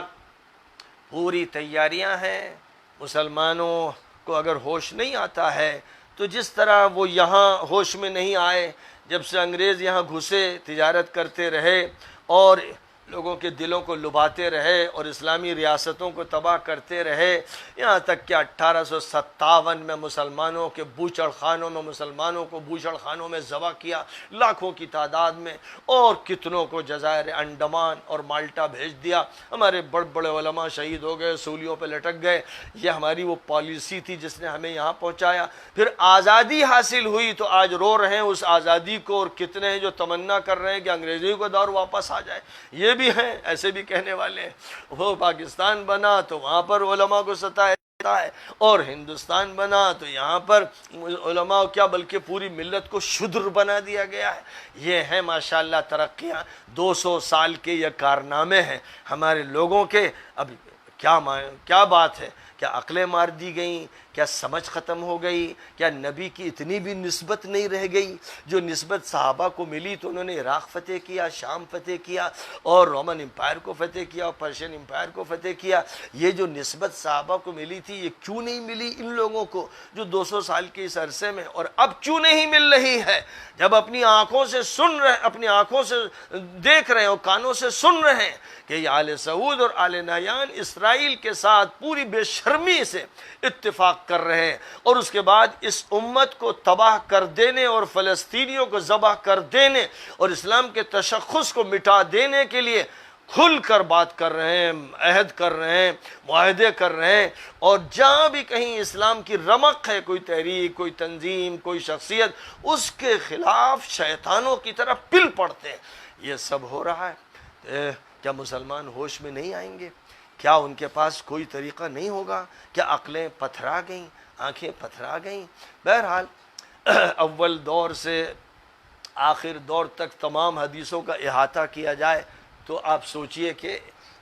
1100-1200 صفحات کا اگر میں صرف ترجمہ ہی کروں گا تو کم از کم 1500 صفحات تو ترجمے میں ہو جائیں گے۔ پھر اگر میں ان کی تشریح کروں گا تو ایک ایک حدیث کی تشریح پر ایک ایک جلد تیار ہوگی۔ آپ دعا کیجئے کہ اللہ تعالیٰ اس کی توفیق عطا فرمائے۔ لیکن یاد رکھیے گا کہ فتن و ملاحم کی جو حدیثیں مستقبل کے بارے میں ہیں، جب مستقبل ماضی ہو گیا تبھی علماء اس کو سمجھ سکے۔ یعنی جب حضرت ابوبکر صدیق کے دور میں ارتداد کی لہر اٹھی، جب حضرت عمر کو شہید کیا گیا، جب حضرت عثمان کے ساتھ واقعہ ہوا، جب حضرت علی کے ساتھ باتیں پیش آئیں، جب حضرت حسین کو کربلا میں ذبح کیا گیا، حدیث ثابت ہے حضرت ام سلمہ رضی اللہ تعالی عنہ سے کہ حضور صلی اللہ علیہ وسلم کمرے میں تھے اور حسین اندر داخل ہو گئے تو ان کو گلے سے لگا لیا اور سینے سے لگا لیا اور رو رہے تھے، تو میں داخل ہوئی، میں نے کہا حضور روتے کیوں؟ کہ جبرائیل آئے اور یہ کہا کہ یہ دیکھیے آپ کے جو نواسے ہیں جن سے آپ محبت و پیار کر رہے ہیں، ان کو آپ ہی کی امت کے لوگ کربلا میں ذبح کریں گے اور میں وہاں کی مٹی آپ کے پاس لایا ہوں۔ ہاں یہ ہے، یہ امت ہے۔ ظاہر ہے کہ حضرت عیسیٰ کی امت نے جو کیا، حضرت موسیٰ کی امت نے جو کیا، یہ امت کیسے پیچھے رہ جاتی، جس کے بارے میں حضور نے فرمایا تھا تم بھی وہ کر کے رہو گے جو یہودیوں اور عیسائیوں نے کیا۔ اسی کے یہ نتائج یہاں تک پہنچ گئے ہیں کہ اب ہم لوگ شدر ہو گئے ہیں، بے حیثیت ہو گئے ہیں، اور اب صرف یہ نہیں کہ ہمارے بہت سے ملک چلے گئے، اندلس چلا گیا اور یہ چلا گیا، اب تو جزیرۃ العرب جس کو نبی نے فتح کیا تھا ہاتھوں سے جا رہا ہے، ہم آنکھوں سے دیکھ رہے ہیں، روزانہ خبریں سن رہے ہیں، جاننے والے تفصیل جان رہے ہیں، اس کے باوجود اس کو بھی گزرنے دیا جا رہا ہے۔ تو اپنی اگلی نسلوں کے لیے کیا چھوڑ کے جا رہے ہو؟ ان کے لیے صرف خون چھوڑ کے جا رہے ہو، زہر چھوڑ کے جا رہے ہو، ذلت چھوڑ کے جا رہے ہو؟ تمہارے لیے بہتر تھا کہ مر جاتے۔ ایسے لوگوں کے لیے بہتر ہے کہ وہ زمین کے نیچے چلے جائیں، زمین کے اوپر نہ رہیں، جن کے اندر کڑھن بھی نہیں، تڑپ بھی نہیں، کسی ہیلے کے بارے میں سوچ نہیں رہے۔ ظاہر ہے کہ الحمدللہ ہم لوگ ان کے ساتھ ہیں جو ان مجرموں کے خلاف ہیں، آل سعود اور آل نہیان کے خلاف پوری امت میں انڈونیشیا کے لاکھوں لوگ ہیں، ملیشیا کے لاکھوں لوگ ہیں، مراکش کے لوگ ہیں، الجزائر کے ہیں اور تیونس کے ہیں اور لیبیا کے ہیں اور ترکی کے ہیں اور عراق کے ہیں اور سیریا کے ہیں، لاکھوں کروڑوں لوگ ہیں۔ میں الحمدللہ براہ راست سینکڑوں ہزاروں کو جانتا ہوں اور ان کو جانتا ہوں جو علماء ہیں، جو مفکر ہیں، جو داعی ہیں، جو مبلغ ہیں اور حق کے علمبردار ہیں، وہ جو اس وقت کوشش کر رہے ہیں، یہ کوشش ہے جو اس وقت امت کے لیے ضروری ہے تاکہ جزیرۃ العرب سے فتنوں کو دور کیا جائے اور کم از کم مرکز اسلام صاف ستھرا رہے اور وہاں پر صحیح معنی میں اسلام نافذ ہو۔ اللہ تعالی ہمیں اور آپ کو توفیق عطا فرمائے اور اس کے لیے ہم سب کو قبول فرمائے۔ اس لیے میں پھر یہ کہوں گا کہ جو باتیں میں نبی پاک علیہ الصلاۃ کے حوالے سے، حدیثوں کے حوالے سے بیان کرتا ہوں، ان پر جو لوگ کرتے ہیں اور گالی بکتے ہیں، انہیں اللہ سے ڈرنا چاہیے، انہیں ڈرنا چاہیے کہ فرشتے ان کو بہت سخت سزا دے سکتے ہیں اور اللہ ان پر عذاب نازل کر سکتا ہے۔ یہ ڈر ہے کیونکہ ظاہر ہے کہ وہ حق کے خلاف باتیں کر رہے ہیں، وہ نبی کی بات سننے کے لیے تیار نہیں، اور وہ نبی نے مستقبل کے بارے میں جو کچھ کہا اس کو قبول کرنے کے لیے تیار نہیں۔ ان کے اندر ایک طرح کے کا عناد ہے، ایک ضد ہے، ایک دشمن سے اور پھر خاندان نبوت سے۔ یہ کیسے ہوا کہ ان کے اندر یہ پیپ، یہ خون، یہ زہر بھر گیا؟ کہاں سے شیطان نے اس طرح کی کامیابی حاصل کر لی؟ بہرحال یہ معاملہ اللہ کے حوالے ہے، اور میں پھر یہ کہتا ہوں دعا کیجئے کہ اللہ حق کی توفیق عطا فرمائے، دعا کیجئے کہ اللہ جزیرۃ العرب کو مجرموں سے پاک کر دے، دعا کیجئے کہ اللہ مسلمانوں کی ذلت و نکبت کو دور فرمائے۔ راستہ صرف اور صرف کتاب اللہ و سنتی، کتاب اللہ و عطرتی اہل بیتی۔ اس حدیث کو بچوں کو یاد کرا دیجئے۔ جب آپ صحیح حدیثیں بچوں کو یاد کرائیں گے تو ادھر ادھر کی فضولیات سے، قصوں سے، کہانیوں سے، جھگڑوں سے، فرقوں سے بچ جائیں گے اور امت کو جوڑنا آسان ہوگا۔ امت جب بھی جڑے گی تو قرآن و سنت پر جڑے گی، اور جب امت کو وہاں سے ہٹایا جائے گا تو اس کے ٹکڑے ہی ہوتے چلے جائیں گے اور اس کے بعد کچھ باقی نہیں رہے گا۔ آپ جانتے ہیں کہ ہمارا ایک بڑا ادارہ ہے دارالعلوم دیوبند، حضرت مولانا قاسم نانوتوی رحمۃ اللہ علیہ نے انگریزوں سے ٹکر لی تھی اور حضرت سید احمد شہید رحمۃ اللہ علیہ نے اس کی داغ بیل ڈالی تھی۔ انہوں نے مقابلہ شروع کیا تھا اسی لیے کہ اس ملک کو آزاد کریں گے، اور پھر جو ان کے خلفاء اور خلفاء کے خلفاء تھے انہوں نے ایک راستہ اختیار کیا تھا، لیکن جب ان کے راستے سے انحراف کیا گیا اور سیاست کے سہارے لیے گئے تو دیوبند کے بدترین طور پر دو ٹکڑے ہوئے۔ جمعیت کے 2 ٹکڑے ہوئے، یہاں تک کہ دیوبند سے تبلیغی جماعت کے خلاف فتوے صادر ہوئے، پھر مسجدوں میں لوگوں کو زخمی کیا گیا، اور بنگلہ دیش میں بڈھوں نے، داڑھی والے بڈھوں نے بڈھوں کو مارا۔ یہ سب عطایا اور نوازشیں اس دیوبند کی ہیں۔ تفریق کا کام کرنا ہے، بریلوی دیوبندی کا جھگڑا، مقلد غیر مقلد کا جھگڑا، اور اس کے بعد پھر دیوبند اور دیوبند کا جھگڑا، پھر جمعیت اور جمعیت کا جھگڑا، پھر اس کے بعد تبلیغی جماعت جس کے کارنامے سنہرے حروف سے لکھے جانے کے قابل ہیں، اور جس کو اللہ تعالیٰ نے امریکہ سے آسٹریلیا تک فتوحات عطا فرمائی ہیں، میں نے اپنی آنکھوں سے دیکھی ہیں۔ میں نے لندن میں ان کے مرکز میں بیان کیا ہے، فرانس میں ان کے مرکز میں بیان کیا ہے، جرمنی میں بیان کیا ہے، اسپین میں بیان کیا ہے، میں نے یورپ میں دیکھا، میں نے امریکہ میں دیکھا، میں نے کینیڈا میں دیکھا، اور الحمدللہ ہر جگہ تبلیغ والوں سے تعلق قائم رہا، اور ان کے مرکزوں میں میرے بیانات ہوئے، اور میں بہت پوری قوت کے ساتھ تبلیغ کی جماعت کا اس کام کا ساتھ دیتا ہوں۔ میں نے دیوبند کے خلاف اس وقت جب وہاں سے فتویٰ نکلا مولانا سعد کے خلاف اور مرکز کے خلاف، میں نے دیوبند کے خلاف جنگ چھیڑ دی کہ یہ تماشے اور مذاق نہیں چلنے دیا جائے گا، اور اللہ نے مجھے فتح عطا فرمائی۔ اور جس آزمائش سے مولانا سعد ابھی گزر رہے ہیں، وہ اس آزمائش سے باہر نکلیں گے، اور مرکز اور جماعت کا کام پوری قوت سے سامنے آئے گا، اور میں انشاءاللہ اپنی جامعہ میں عالمی اجتماع کروں گا، دعوت دوں گا مولانا سعد کو، تمام لوگوں کو، کہ ایک عظیم الشان اجتماع منعقد کیا جائے، اور جو منافق ہیں اور جھوٹے مفتی ہیں ان کو ناکام و نامراد کر دیا جائے۔ یہ الحمدللہ وہ راستہ ہے جو بالکل واضح اور صاف ہے۔ وَأَنَّ هَذَا صِرَاطِي مُسْتَقِيمًا فَاتَّبِعُوهُ وَلَا تَتَّبِعُوا السُّبُلَ فَتَفَرَّقَ بِكُمْ عَنْ سَبِيلِهِ۔ دیوبند نے جماعت کے خلاف اور مولانا سعد کے خلاف زبردست فتوے دے کر یہ کیا، اور ندوۃ العلماء کو جب پتہ چلا کہ مولانا سعد کے خلاف تحقیق چل رہی ہے، تو حمزہ صاحب نے ایک مضمون جاری کیا کہ ندوے کا تبلیغ سے کوئی تعلق نہیں ہے۔ ہم لوگ ڈوب گئے، لگتا تھا کہ زمین پھٹ جائے گی، لگتا تھا کہ آسمان سے انگارے نہ برس جائے۔ وہ ندوہ جس میں مولانا علی میاں صاحب نے کام شروع کروایا، تبلیغ کا کام مولانا علی میاں نے شروع کیا، اور حضرت مولانا سید محمد ثانی حسنی رحمۃ اللہ علیہ تو تبلیغ کے دیوانے تھے، اس کو میں جانتا ہوں، میں نے اس پر مضمون لکھا ہے، جنہوں نے مولانا یوسف صاحب کی حیات پر ایک ضخیم کتاب لکھی ہے، اور صرف ان پر نہیں لکھی ہے بلکہ ان کے ماں باپ کے جو حضرات رہے ہیں ان پر کتابیں لکھی ہیں، اور اس کے بعد مولانا علی میاں صاحب نے مولانا الیاس صاحب رحمۃ اللہ علیہ پر کتاب لکھی ہے۔ ہمارا خاندان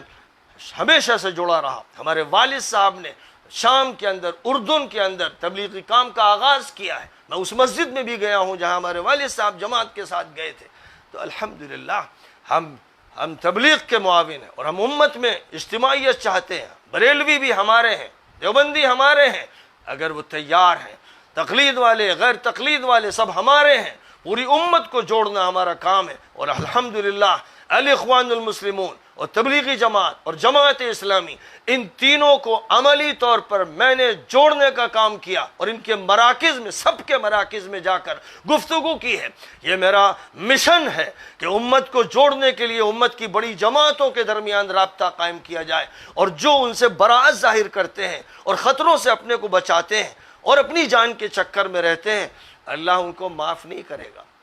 ایسے لوگ اپنے کو بچا لیں حکومت سے اور پولیس کی مدد حاصل کر لیں اور کوئی خیر کا کام نہ ہونے دیں، یہ وقتی طور پر ضرور ہوتا ہے، اللہ میاں کے ہاں دیر ہے لیکن اندھیر نہیں ہے۔ وہ ڈھیل دیتا ہے، اس کی ڈھیل سے ڈرنا چاہیے، خوف کرنا چاہیے، توبہ کرنا چاہیے۔ کاش کہ ہم لوگوں کو توبہ نصیب ہو جائے اور ہم سب لوگ حق پر آ کر پوری قوت کے ساتھ جمع ہو جائیں اور اپنے تمام اختلافات کو بس قرآن و سنت کی روشنی میں حل کریں، تو انشاءاللہ ایک دن میں حل ہو جائیں گے، اور اس کے بعد ایک مضبوط پلیٹ فارم پر امت آگے بڑھے گی اور فتوحات حاصل ہوں گی۔ وآخر دعوانا ان الحمد للہ رب العالمین۔